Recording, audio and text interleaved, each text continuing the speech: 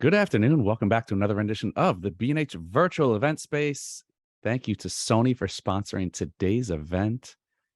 Mike, you shot a wedding on a smartphone. Say it ain't so. What's up, man? What's up, Derek?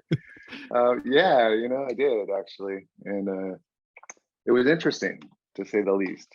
To say the least. So, look, as I said in the event copy, there's no clickbait here. We're gonna have a real conversation. We're gonna talk to Mike. Obviously, this isn't your first rodeo, but it's probably your first rodeo without your typical boots and spurs and all the other bells and whistles, right? First time you've done this? Yeah, I mean, I did. Full disclosure, I did bring backup gear. I had All right. a full case of gear in the car. But yeah, it felt a little weird just having a phone. It's like this little thing, this little slim thing. What's that? Felt Is like I that was on the vacation. like you're on vacation, but it was Yeah, just like you're on vacation, but you just had but I'm a supposed to be couples. working. You're supposed to be working, and you have like somebody's wedding pictures riding on your vacation.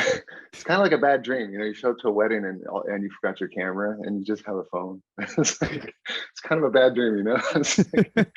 Look, I couldn't do. I don't even feel comfortable enough. Like when I don't have my camera and I'm just like walking around the streets of Manhattan, Oh then I yeah, have to use my phone. I'm like, no, I'm not going to do it. So yeah, what it's is weird. that that's the Xperia 1.4 that you're Yeah, using? Xperia 1.4. Yeah, All right, so we got super that out nice of the way. profile, nice slim one. It's very slim, and I don't know. It's kind of got this like horizontal format, and it's got a shutter button, which is really cool. So House, so you don't have to like. It's like on every other phone. It's like you think because everybody, when you hand somebody your phone to take a picture and they tap it like this, and it's yeah, like yeah. you got the camera shake from them hitting the screen. And I can never remember if I wanted to like do a selfie or something. I wanted to hit the actual shutter button instead of having to touch the screen. I can never remember if it's like the volume up button on the iPhone. Oh So this yeah, is nice. It actually has a dedicated shutter button, and you always know it's there. I thought that's an that was cool. improvement. And I think you're the first person I've seen hold their phone up on camera and not have the front glass cracked, the back glass cracked. Right. I'm pretty I sure I had did like get a few gaffer's tape. scratches. Uh oh. It took a beating. I dropped it. I shouldn't say that. I guess Sony's gonna know now. I dropped it a couple times, but a few little scratches, but it didn't crack the glass. I was really glad because I dropped it early on in the shoot. So thankfully, I wasn't shooting with a broken glass through the whole thing. Mhm.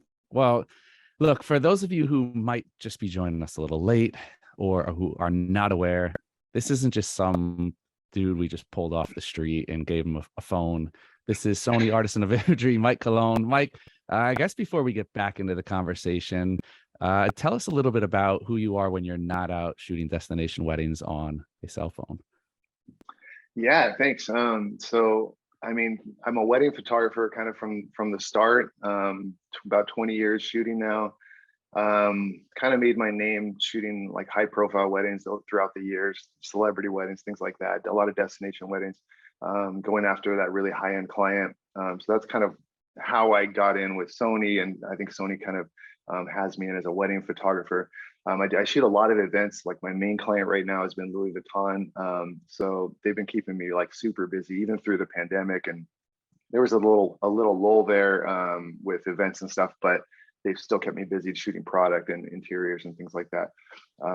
But yeah, weddings is kind of my main thing still, but I shoot a lot of wedding fashion, campaigns for fashion, for gown designers, and I also shoot a lot of corporate type of events now. So yeah, that's what I've been up to.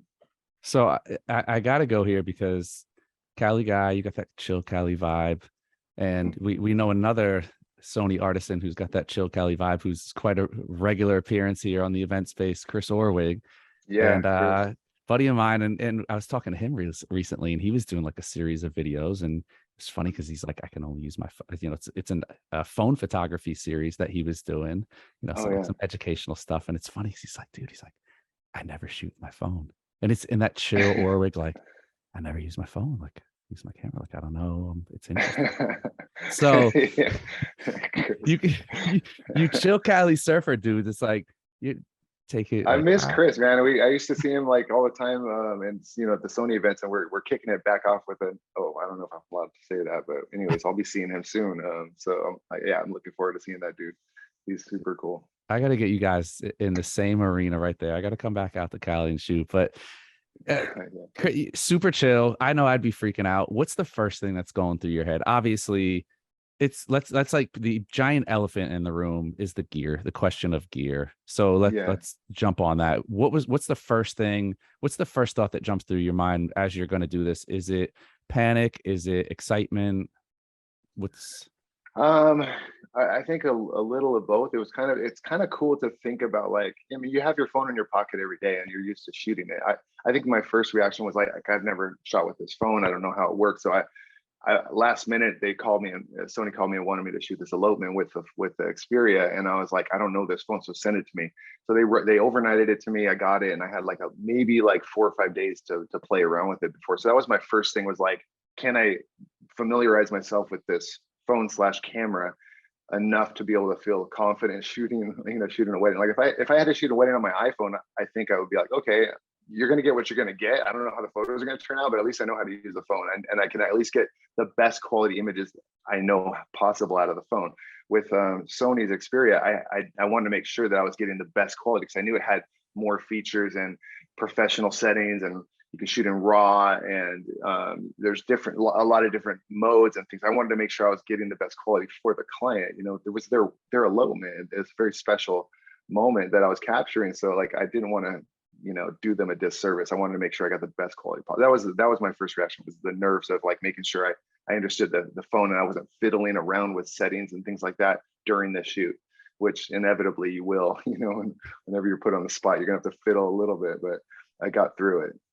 Totally. One of the things, so Mike and I had talked yesterday, and it's like we were just, shooting the breeze, talking about all this stuff, and it's like a lot of topics came up, and I'm like, man, never should talk to the person the day before you interview them, because it's like you get everything out, and it's like I like the element of, I like things just coming up naturally, but there is something there is a dynamic that I wanted to hear about that, we didn't talk about, and it's like, everyone talks about the guests at the weddings. And everybody has everyone has a camera now of some shape or form. It used to be like everyone holding up like their DSLRs and their beginner kits, but now everybody has phones, and phones are so capable now. So now you're the guy with the phone. So it's like you're blending in. So it's like at this point, everyone's expecting to see a wedding photographer running around with the two straps over the shoulders and big DSLR or mirrorless bodies swinging from your sides. But now you're this dude with big lenses. Yeah, like you're the guy that blends in with them. So it's like, did you elicit any reaction from the guests who are like, who's this guy? Or Well, thankfully, it was a very small elopement. I think they had like 4 guests, and they were just close friends. And so it was kind of my little intro or touching my toe in the water with this, because there's always that worry of being judged, like you don't have the best gear in the house, if the rich uncle shows up with a fat, 400 millimeter 2.8 lens, you're just like, dang it, dude, put that thing away, so like you don't want to be showed up by any guests. But thankfully it was a small gig. What's kind of cool to think about, that you said blending in with the guests, and I think that's, as a photographer and someone who likes to shoot weddings in like a photojournalistic style, and blend in and be a part of the event and laugh and have fun with people, and keep everything loose and fun and real and natural. The phone, I think, will be a cool, like a fun tool at the reception, or just different places where you're interacting with the guests, to take away the intimidation factor of a big lens in your face. I think whenever you put a camera, especially a professional camera, in someone's face, or you're a professional, people have these ideas of what a pro does, and they feel like all of a sudden they're thrown in front of the camera as a model, and they're like, I'm not a model, what am I doing here? It creates like this, maybe they're not going to be who they really are in front of your lens. And so the idea of putting a phone up, everyone's used to having a phone, shooting them and doing selfies nowadays. It's like, I think that it's going to elicit more natural reactions out of people. So I think that's a really cool thing to think about, the potential of being low key, being like super like a guest, with a phone, but getting professional results, getting you can control the settings, you can shoot RAW, you can mess with the color later, and I don't know, it's just really sharp, nice images. So Yeah, I mean, everybody's used to a phone now. We live in like a selfie culture, and even without selfies, it's like, even if you're not the selfie type, you're used to everyone taking pictures. You're used to taking pictures. I probably have 70,000 pictures in my camera roll on my phone. So I think yeah, it's like, it takes that whole comfort to another level, because not only is it, I mean, eh, everybody's comfortable with taking pictures, but it still, if you pull out a big intimidating setup, they might not be comfortable with somebody showing a 70-200 in their face, and that's a little it's disarming when it's, hey, the tool that you're using is the same tool that I'm used to, yeah. and everybody knows their angles with the phone. I can't tell you how many people it's like I have to convince, like, I know what I'm doing. Yeah, but you got to get me like this. And I'm like, not trying to explain to them that it's like, okay, well, you're talking about holding your phone out and taking a selfie. I'm coming from a different angle, and I can't get into the discussion of like compression and aperture Yeah, and all these, no, all the stuff that like we yeah, understand, but they don't. So I think it's like you're working on different, you're working on their terms, you're working on yeah. their set of lingo and jargon. And it's kind of like, I guess it's got to be easier for everybody. When I shoot for Louis Vuitton, I'm shooting on my Alpha 1, and and sometimes it's in front of a step and repeat. There are people that are used to being in front of the camera, social media influencers, celebrities. They're used to being in front of the camera, and they know their angles. And but what's funny is, a lot of times they'll ask me to take a photo of them on their phone. So like, I'll have to put down my camera and grab their phone and take a photo of them because they want to post it or whatever. And so I've learned kind of like what these social media influencers like. Like, there's a little trick they use. They like the lens on the bottom, and they shoot like this. So just so I look like I'm on their page, and like I know their stuff, it's like I'm one of them. Dude, even though it's like, it's really about the camera being a lower angle, shooting up, so they get those long legs, and look skinny on top and have these long dramatic legs. They think that there's magic to flipping the lens around. So I just do that, and I flip the lens Wait, around, so and I shoot. wait, we got to dive into that, because I don't think I've ever taken a picture like that. Is there something like, is it magical or In the no? social media world, at least in Beverly Hills, and like where I shoot a lot, those people, Really? they say there's something magic. So when I flip the phone around, they're like, oh, he knows the magic, the special sauce. Like, check this guy out. Look at this photographer. He's down. It's so funny. And I'm just like, it's just a lower angle, like, it's, so anyway, shooting, I think maybe there's some magic inside the camera that does something, but really, it's just a They're lower doing it at angle. that pink, isn't it What the could it pink wall possibly you be? guys have out there? Is it the pink wall? Is Yeah. that? I get all Cali confused. Too big, too big. I get all the Santas and all the beaches, and it's like, Yeah. I think I'm next to one All person. the I'm like, freeways, the yeah, Californians. yeah. I think everything's close. It's like I come out there and I'm like, hey, dude, I'd love to stop by. It's like, oh, great. Yeah, I'm only like a 6-hour drive. I'm like, kidding me? I could drive like 8 states in 6 hours out here. So 6 hours on 2 exits. Yeah. yeah, totally.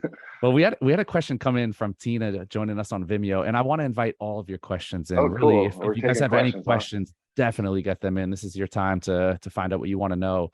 Tina's asking, if shooting RAW, is there any concern about having enough space on the phone for all the big files? Yeah, and that was one of the first questions I had. I'm like, what do I do? But what's cool is, I think the phone has a pretty big, I think it's a 256 gig internal, but it also has a slot. I can't remember where it is. There's like a little slot here. Yeah, at the bottom here. Oh, so you can go external. And you can actually put a micro SD card in there. So I threw in like a Oh, 128 nice. gig and shot straight to that. But what's cool is I had another 256 backup on the phone, and never did I come close to filling up my 128. But it's kind of nice to know that you can pretty much shoot probably a whole wedding on maybe a 128, or you can even I think micro SDs go up to like 512 now or something crazy, Mhm. maybe even more. How are you? But How are you used? Like, how everyone's like, okay, we went from film to digital. Now I can shoot 30 frames a second and shoot 50. Like, wedding photographers now, I talk to some of them. It's like, yeah, I shot like 20,000 images. It's like, why? How did you? Were you just firing off, or were you shooting more intentional? um, I mean, I'm of the camp. I'm not like a spray and pray unless the moment is like really important, and then I'll shoot 30 frames a second because I'm like, I can. Why not make sure I don't miss it? And the camera, and then with Sony cameras, like the Alpha line of cameras, they lock onto the eye. You could shoot, 20, 30 frames a second, and every frame is sharp, and it's just crazy. So I'm like, I might as well. And you can not even look through the camera. You can start literally spray and pray. You don't even have to pray. You just know it's going to be there, So you just spray, and then later you pick the best shot. I found that it's a lot easier to go through 30 shots or 100 shots and pick the best one, even if it's just one little moment. Pick the best one, then try to fix the shot that you missed, like replace eyes if they blinked, or like something, a bad smile or something like that, or just settle. A lot of times I kick myself for not shooting enough. So I'm of the camp, like when the moment's there, get it, and if your gear shoots fast, why not? I'll never forget a time when I was having my own family portrait taken by a friend, and he was shooting like really slow, and I have 4 kids, and they were small at the time, and they were just moving around a lot and not looking at the camera. So I'm like, dude, just spray it, just like hold it down, just get the shot, the sun's setting, like come on. And of course later he was just kind of timing the shot, and of course, like, you're not always going to get the best shots of kids all looking at the camera. So we have Photoshop some faces around, swap some heads, from different photos, and piece together the perfect shot. So at a wedding, you can't repeat, you can't retake, can't do it again. I shoot fast. This one on the phone's actually really fast too. So I found myself, I didn't quite 100% trust the tracking autofocus on it, because I hadn't experienced it yet. So I didn't want to just like rely on that and think every shot was going to be sharp. So I was being intentional about a few shots, but then I might have them walk and just like hold it down and do the bursts of shots, And I'm trying to remember on the edit. It's been a month now since that shoot, but I think on the edit, it wasn't like the Alpha one, just locking on and getting everything. But there is a lot of consistent, sharp images, even in the bursts. Mm-hmm. So it's capable in that regard. Well, that's kind of, I want to touch on that too. Is like, obviously, phones aren't where mirrorless DSLR, any of that gear is, and I don't think we're expecting them to be. So what changed in your process? Like, did you approach it differently? Was there anything that you like, types of shots that you normally would have tried or approached, or was your mindset pretty much the same? I mean, first, as a photographer, when you're looking for a good light, you're looking for a good background. So I took them out to Red Rocks in the desert, and so we were doing some shots out there, and those I wanted to get a clean background, because I knew if they were getting eloped in Vegas on the Strip, like under a gazebo, I knew there's gonna be a lot of people. It's like on a Friday night, so I knew there's gonna just be clutter, and thinking about Sony and model releases for people in the background and things like that. I know you deal with that a lot with street photography. It's like I was thinking, like, I want some clean background, super easy, and I wanted to set myself up with good light. So we went out to Red Rock, and for those shots, it's just like a portrait session. I was thinking, just as I think always professionally, like lighting, composition, background, then I was thinking about poses and like whatever, trying to get them natural, get them their body looking good, but then try to set them free to be natural in front of the camera. So it was all the same concepts I use in professional photography with my regular cameras. Just swap the Alpha one for the Xperia one, and of course, like the phone has 3 lenses. So I was kind of moving between the 3 lenses for the different, like as if I was swapping primes on my camera. I was just moving through those lenses. I like to shoot, sometimes I like to back up and shoot more telephoto and kind of vignette my subject with like branches and things in the foreground and kind of make it look more private, like they're all alone. So I was doing that with the phone and just backing up and using the telephoto lens on the phone for that. And then I would shoot the wide scenic shots, to get the landscape in. I would shoot those horizontal and shoot on the normal or the wide. So if I felt like, yeah, you're, obviously you don't have the perfect lens and the perfect, like, you want to like open up the lens and get that blurry bokeh in the background. It's like, I think the phone did okay with that. Obviously, it's not dramatic as like a 1.4 or like the 51.2 or something like that. Yeah. on the professional. It's subjective at that point. You're comparing. It's like you can't even compare it. To make the comparison is just absurd. To try to even compare it, but right. We're gonna look at images later. I'm not gonna jump the gun. I'm gonna keep you guys lying in wait. But we're gonna look at some images later. And I tell you, when you did send the images, I will say this. I was showing my boss, and I'm like, because it was right after we had gotten back from a trip to Vegas. And obviously I'm out there with my camera and I'm shooting and everything, went to Red Rock. And I'm like, this guy, like it if I didn't know they were phone images, it's not even a thought. And I think that's just in general, like where technology is. Like, it's a pretty cool place that we're at, where 10 years ago you knew what a phone image was. There was no doubt in your mind. And while it's Yeah. not about pixel peaking, like I think we had this whole conversation, like, it's not about pixel peaking, but it's just about like a certain overall look and a feel to the images that is easier, has always been easier translated through professional gear, through a dedicated camera. And it's about like, it's narrowing the gap. They're narrowing the gap to the point where it's like, maybe it won't be a professional tool for another 10-15 years. Maybe it never will be, but that's not the only end goal, right? It might be the person who just wants a phone that has no intention of picking up photography and studying the exposure triangle, but wants really high quality pictures. And like you said earlier, something that they could slip in their pocket. Yeah. I I mean, mean, it's definitely like, yeah, you're right. The line is being blurred between, neat. Like sometimes when I go on a vacation, I actually ask myself, should I bring my professional gear? I mean, even the Sony gear is pretty lightweight and compact. But I'm like, should I bring it, or am I really just going to leave it in the car and not want to do the post processing, the backing up, the editing, or should I just shoot on my iPhone and have it automatically back up to the cloud? And is it going to be good enough, and it's going to be in my pocket? So there's always that question of is it worth bringing the pro gear now? Whereas in the past, maybe the phones were so bad that it's like, no, I'm going to shoot with my real camera because I'm in Yosemite. I got to make sure I get this shot. But if you're going to be shooting Astro, or shooting like this epic shot down the stream with El Cap in the background, yeah, you're going to pull out your real camera and your big camera. Now with the Xperia One, it's like, if you have this phone with all the capability and the manual settings and the full control, maybe I might opt for the phone more often. Whereas sometimes I would say, no, I'm for sure picking my Alpha series camera. Maybe I'll just be like, no, this is good enough because I want everything sharp. I don't need the bokeh. I'm going to go for it with this camera. So I think it definitely is a step closer to blurring that line between pro, and prosumer.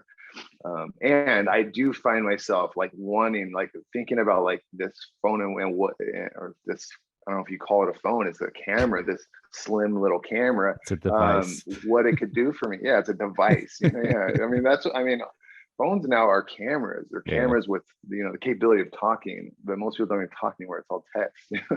But to incorporate this into my work, and I see like we're talking about at a wedding, to be able to pull out the phone and even switch between photo and video. This has amazing video capability. So be able to switch between 4K video. I think it has higher res than that. I think I'm not super geeking out on this thing, but it's I think it goes even higher res on the video, and you could shoot awesome video, and you could split back and forth as you do on your normal smartphone when you're filming your friends. I could be at a reception and get professional looking stuff, switching back and forth and building a little fusion video or some cool little highlight for my clients. But say I'm at a wedding reception and my bag's over there and I'm right here and I need to get a wide shot, but I have a prime 85 on. I can pull the Xperia One out and get a wide shot, and then just build that into the gallery for the client. They'll never know the difference. Totally. Well, I think that's a great point to bring up, is especially when switching between the system. It's it's a Sony Alpha system. It's a Sony Alpha camera. It's in the the what's the word I'm looking for? The atmosphere, the family. Yeah. It's all in the same universe there. So the look is going to be consistent with what you're getting, the color colors, space and all that. Yeah, definitely. Now, sure. what was your editing process like on this? I mean, I know now everyone's like, oh, well, the big pitches. Well, with Wi-Fi, it's easy to send pictures from your camera to your phone. It's it's easy, but it's still not in your phone to begin with. So Yeah, I popped out the little micro SD card, and then I think I had shot some on the camera's phone, maybe before I realized I had an SD card slot. Earlier when I was doing some test shots, I wanted to grab those too. So I think for that one, I just wired it USB to the computer and just pulled those off. It just mounted as a little drive, and I was able to pull those off. And then I just ran it through my typical workflow, which is Capture One, to do my color and cropping and batch corrections, things like that. And I did shoot raw plus JPEG because I was like, I wanted to see the difference and how it processed the JPEG and how the colors look. So for the majority of the elopement and the shoot and the portraits, I was shooting raw plus JPEG at the highest quality. And so there was, whenever you shoot raw plus JPEG, whatever camera settings you have on the JPEG are kind of locked in there, and the raws, you can work on. So I found myself liking a lot of the JPEGs and then trying to get the raw to kind of match the JPEG in my processing, because some of the files, like maybe the raw handled it better. I needed more latitude in the I forget the term. What latitude? Yeah. I'm like, I used to be super geeky on this stuff, and I'm just like, I just want to shoot and have fun. Yeah. So when I needed the say the highlight, pull back the highlights or something in a photo, or boost the shadows, I'd grab the raw file, but then I'd still try to get the same look. I liked the look that the Sony Xperia 1 was putting out in the JPEG. So I was trying to keep everything consistent with that. And I think I did add a little bit of like film grain, because I like to do that. I like the work to look a little more like film, and soft and a little bit gritty, So I added that and then exported it like I normally do. You were using my trick for when I have shots out of focus, when I miss my focus. If everybody, I was telling Mike, I had a couple of images that I took for a project and I missed focus on them, and I told Mike, I'm like, I bumped the grain up to like 50 and just let it road. Yeah. So let it ride. So we have a question that came in, and again, I'm going to welcome all the questions. And even if it's not related, again, we didn't want this to be an infomercial, right? We didn't want this to be some gimmicky interview of like, oh yeah, a phone's going to replace the DSLR next year, the mirrorless camera next year. We want this, we wanted this to be real. And I think, I think that's important to point out, Mike, is that you and I came up with this idea for this. I think we were talking, and you were telling me that you were going to shoot the destination wedding on the phone. I'm like, dude, that would be like awesome. I want to talk to you about it. I want to get your experience about it. It wasn't like, Sony didn't come to us and say, hey, can you kind of push this? And I think that's important to note when we're talking about stuff like this, is that, this wasn't set up. You don't know. I'm not firing questions at you. I don't even know what I'm going to ask you next, because I'm just kind of going with the flow here. But that being said, this is you guys' chance also to pick Mike's brain. If there's something you want to know about wedding photography in general, or the way he does things, or his advice on stuff, this is the event space. We like to get you guys information out there. So if you guys do have questions, feel free to get them in. Juliet, joining us on Vimeo, has taken us up on that. And so we're gonna throw a little wild card in here for you, Mike. Juliet will be shooting her own wedding next week. Yep, you read that right. Going to set up my camera on a tripod for stills using interval timing, and the phone for video on another. Fortunately, it's a 20-minute ceremony. Curious if you have any advice? Well, congratulations to you, Juliet. So, Mike, any advice for Juliet? She's shooting her own wedding. That's guts right there. Oh, that's crazy. That's like scary to me. I feel like you're gonna be. What would you do? Instead of thinking about your fiance or spouse, you're gonna be thinking about the camera. Like, man, I would get a friend to at least kind of man the stuff, like be behind the stuff, so you don't have to like leave the altar and go fix something, because inevitably every single time I try to do something, like for example, I was in North Shore of Hawaii just a couple weeks ago with my family, our long past due family vacation that we planned since before 2020. We were there, and it was my wife and I's 20th anniversary 2 years later, so now I think we're 22 years. But we were there, and we planned to get dressed nice and go to the beach, and we planned to have someone shoot for us, and then that fell through. So I ended up like, I just set up my tripod and we'll shoot the family session on the beach. How hard can it be? Sunset, perfect light. So of course, I set it all up, tripod, and I run back, and I was going to shoot it wirelessly, touch on the phone to focus and take little bursts of photos with my family. Sun's going down, perfect light, and it just wasn't working. I was like, why won't it shoot? And I still, to this day, I don't even know why. It was a glitch, or I don't know what happened, but it would not work. So I was going back and hitting it on the timer like every 3 seconds, and the sun was going so fast I couldn't even go and set the thing to be like shoot 20 shots in a row. I just like was hitting the button, running back into the photo like the old school way you do it, you know. I was like, and my wife was mad at me. We were grouchy.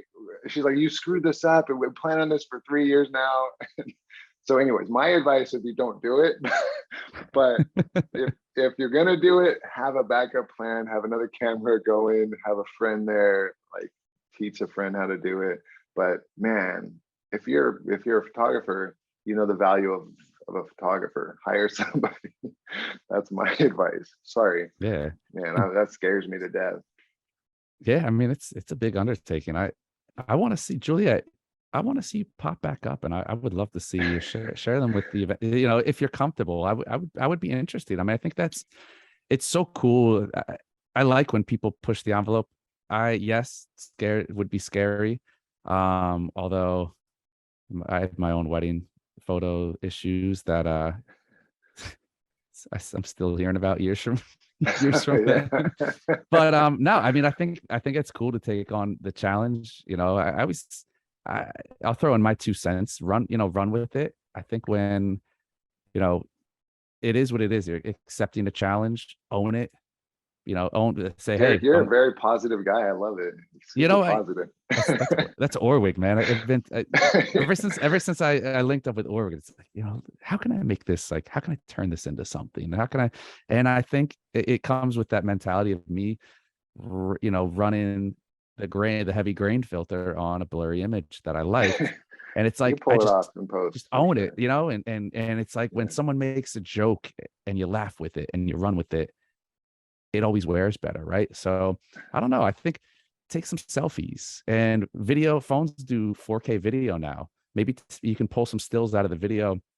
Every once in a while on my Instagram feed, I post a still from a video as a still, and I don't tell anybody that it's a still frame from a video, and no one ever knows. No one's ever commented. There's awesome. At least one of them on my Instagram feed right now that I'm not giving anything up because I love Easter eggs. You guys can try to figure it out. But just the point being that the quality, you know, the quality's so great on video now. Maybe try, you know, get you hit it, Mike. It's about the light. It's about the composition, right? And really nailing how you're setting the shots up, and then just have fun. Enjoy the day. Don't put too much focus on it. As long as you got something, you got anything. So Juliet said, duly noted. Thank you. I hear you on all, but luckily it's a small event with only witnesses. Already planned to have somebody stand behind the camera and watch.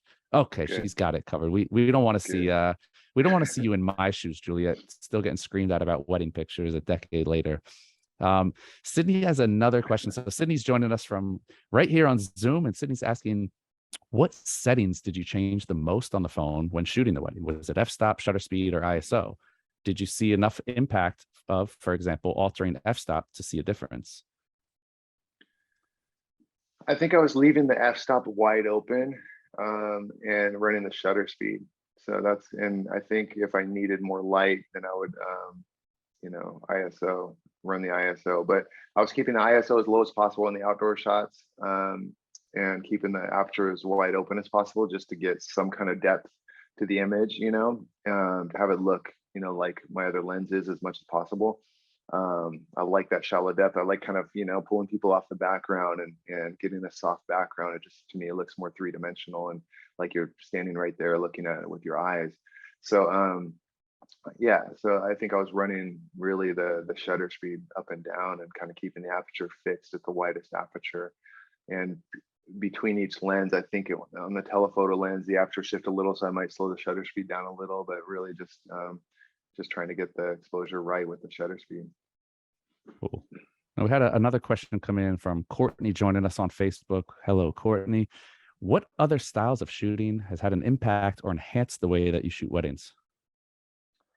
What other styles of photography that I've like seen out in the world? Is there any inspiration for you from the non-wedding world?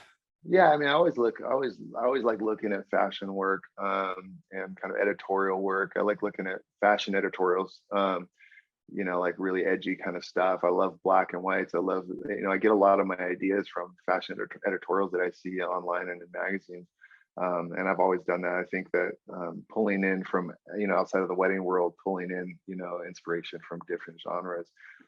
But for me, it's, since I love shooting people, and it's all about, for me, it's all about like kind of beauty and fashion, and, shooting models and brides. I try to, I like editorial stuff because it's very raw usually, and it's unstaged, and like I shoot for magazines too, so I know what they want, and so like I'm always I'm trying to figure out what they want. I'm asking the editors what they want, and I'm pulling ideas from other magazines. So yeah, fashion editorial stuff I like. Well, that's the perfect segue to look at some of these images. I know I've been waiting to look through these. So we're gonna pull up some images here. Let me I hope the man expectations aren't too controls. high after what you're saying. Dude, I already told you. The first thing I did when you showed me these images, it was like I had to show my boss. I'm like, look, you gotta look at these. Well, I'll I'm be like, honest, because when you texted me back, I'll be honest, I thought that you were being sarcastic. I thought they were that bad. I was like, oh man, it's that bad. I was like, you're like, yeah, you could tell you shot these on a phone or something. And I was like, oh man. no, dude, come on, look at that. Look, if there's anybody out there that can honestly say that's not a good image, and it has nothing to do with the gear. And again, it's like the gear should be a moot point. And I think that's the point. The point is that the gear is a moot point. You look at the image, you're not looking at it as what was it taken with. That's a solid image. It's better than the work I do. It doesn't matter what camera. No.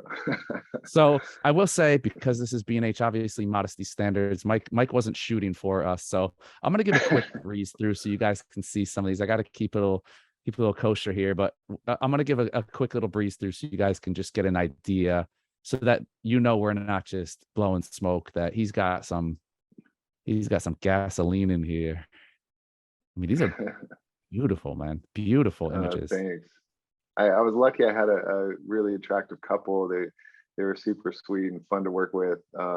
And I like their outfits too. Like it really matched like the Vegas vibe. She had the boots going, and he had the full like Conor McGregor beard, and I just thought they had a cool vibe from the beginning. Once I saw them and met them, I was like stoked. I was like, yeah, cool. We're gonna get some cool stuff. They understood the assignment, as the kids say now. So I pulled up this image for a reason. This is an image that, and again, after I just beat it in the head that we're not going to make it about the gear, I'm going to go ahead and make it about the gear. This is an image that normally you'd look at, and if you know how it's taken, obviously you see the rim light, you see the sun off back to the right. This is an image that a phone normally handles like complete garbage.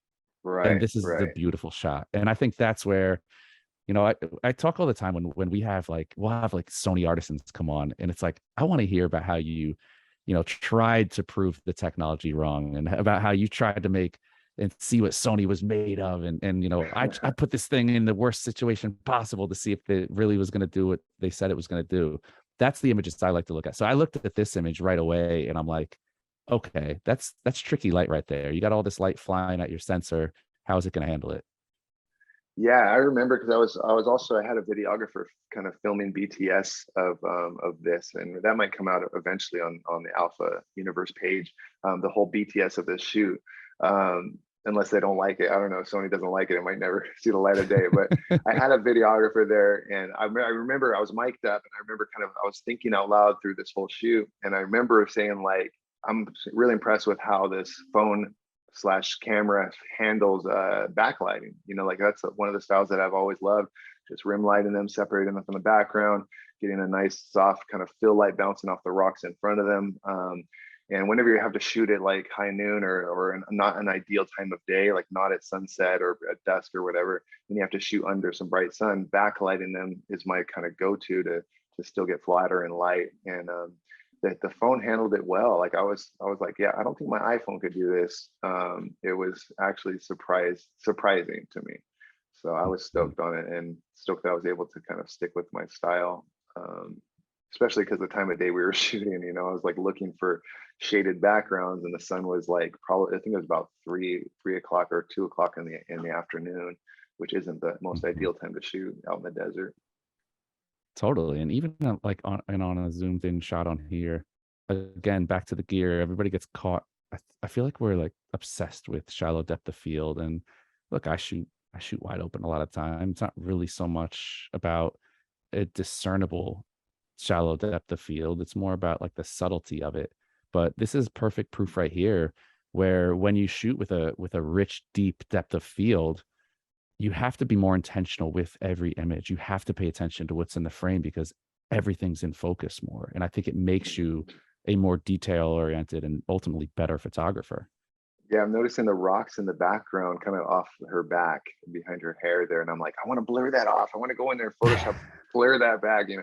But you know what? Yeah, it's like you try to like, I was trying to frame them with the The trees and kind of branches. draw you into them without the distractions of everything sharp in the background.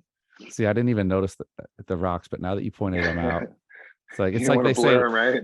yeah, yeah, exactly. It's like you got me over eating my words now. But ultimately, it's like the more you, it's always goes without saying, the more you look at an image, the more you notice of like, what you would change or what you would do. It's like that. That's where the Yeah. Monday morning quarterbacking comes in. But again, look, Yeah. full disclosure, I'm completely springing this on Mike right here. It's like, we and I appreciate you sharing this whole gallery, because it's like Mike isn't handpicking images. And again, I wanted to keep it with the theme of like Mike's not just, throwing us, beach ball here and say hit it with a spiked bat. He's pouring us his whole folder. I would never do that. Um, Again, it's like beautiful, beautiful shots. Thank you. All right. I'm gonna keep the mystery there. I mean, Mike, what was the big takeaway from this? Did you or was there a takeaway? Was this just like another day on the job for you?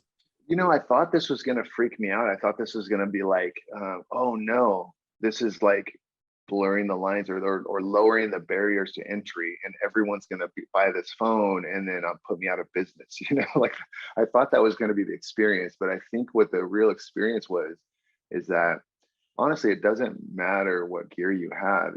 It's your training, it's your eye, it's your personal taste. You're the curator. You're picking the moments. You're picking the background. You're choosing. So it's the photographer, and that's what it was a good reminder of that. That it's not just about the gear. Like the gear is secondary to your taste, your judgment, your training. How you see light.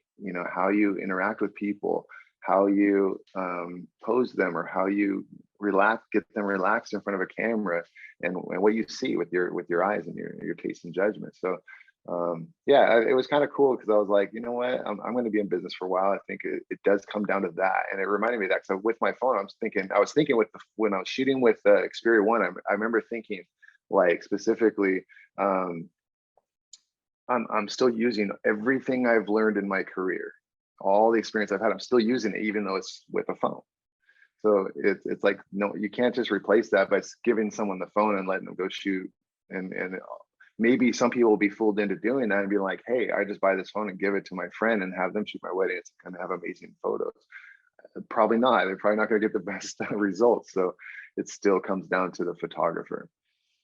Totally. And I think that's a perfect place to leave it without beating a dead horse over here. I mean, it really was to bring you on and to talk about your experience, and not to sell anybody on a phone or not to sell anybody away from a phone.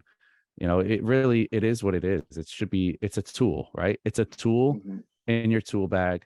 It's everything else. It's how you apply, the techniques that you learned, no matter what kind of tools you're using, no matter what's in your bag. It's all the same.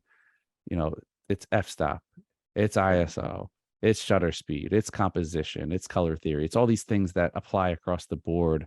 So Mike, I want to thank you, man. I mean, it's always great chopping it up with you. And I know for those of you out there that want more of Mike, we're working on getting a reschedule of our other talk going. So we'll keep you guys posted and keep an eye obviously on the Event Space website. But Mike, where can we find more of your work? So like recent work is always just up on Instagram, just at Mike Colón. I have a website, MikeColón.com. And Alpha Universe is a good place to see my bio and all the gear and kind of what's in my bag. I'm also about to do a what's in my bag shoot. So I'm going to do the whole spread of everything I keep with me in a bag. And that's going to be fun. I'm going to make a themed shoot like I always do. So that'll be up on Alpha Universe probably in a few weeks. But yeah, would love and my email is just Mike@MikeColón.com. I would give my cell phone, but that would probably be a mistake. 'Cause, yeah, but you can email me if you have any questions specifically about the Xperia 1 or any other Sony products. I'd love to help you out. Awesome. Well, Mike, I want to thank you again. I want to thank Sony for sponsoring this event. This is the kind of content that we love over here at the B&H Event Space. If you guys aren't already following us on Instagram, you can find out about more of our upcoming events and some of our past events at BH Event Space on Instagram. And if you go on facebook.com/BH Event Space, you can find all of our video content there, and this will be archived on there as well. But Mike, I want to thank you again, man. It's always, like I said, always great chopping it up with you. Yeah, We'll thanks, have to Derek. link one day. Thank you, man. Thank you. I'm gonna make it back out to Cali. It's only a matter of Do time. it. So Do it. We'll hang for sure. definitely. Well, thank you. A huge thank you also all of our viewers who tuned in and got your questions in. Mike gave you all his vitals there, so make sure you guys go hit him up with any questions. But that's all we got for now. Another edition of the B&H Virtual Event Space is in the books. Catch y'all next time.